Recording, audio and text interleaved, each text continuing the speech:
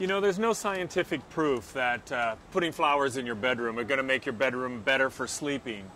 But I happen to think that when you're in a beautiful atmosphere, it helps everything in your quality of life. I'm just stopping here at a local deli. You can go to a flower market. Hopefully you could grow them in your own garden. But flowers are a wonderful visual aid in your home. Now personally, I happen to be a little bit conservative when it comes to flowers. As opposed to multicolored bouquets, I prefer to keep it kind of monochromatic and simple.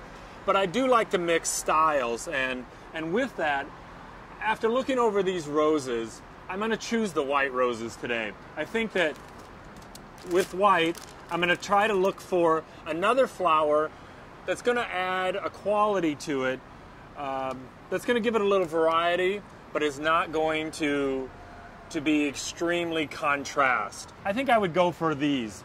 I love hydrangeas, and I love white hydrangeas particularly. I think I'm going to get 2 packets so that it's more of a balance. I think with less than that, it would be too heavy on the roses. So I think something like that. And what we can do is we can take these back to the apartment and we can cut them up and mix and match, and you'll see how they come out. So we bought the flowers at the local deli, and our goal is to arrange them for the bedroom in a very simple manner.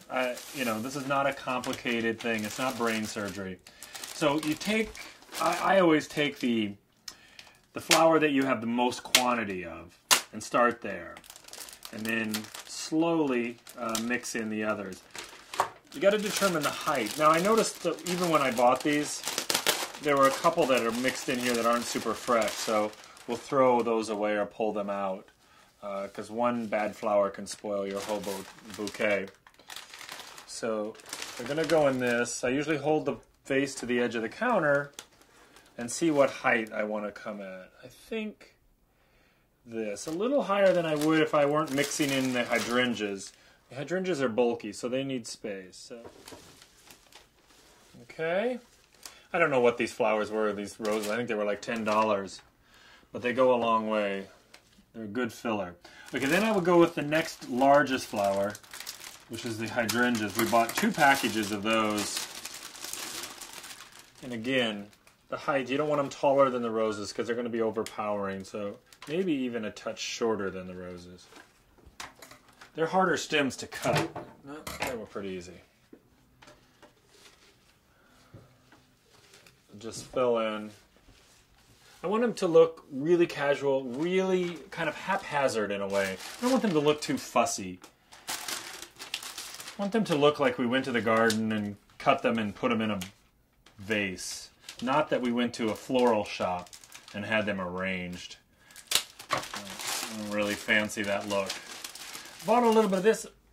I thought that this would give it just like a little wild, like almost like a weed or a wild grass effect that we could put in here.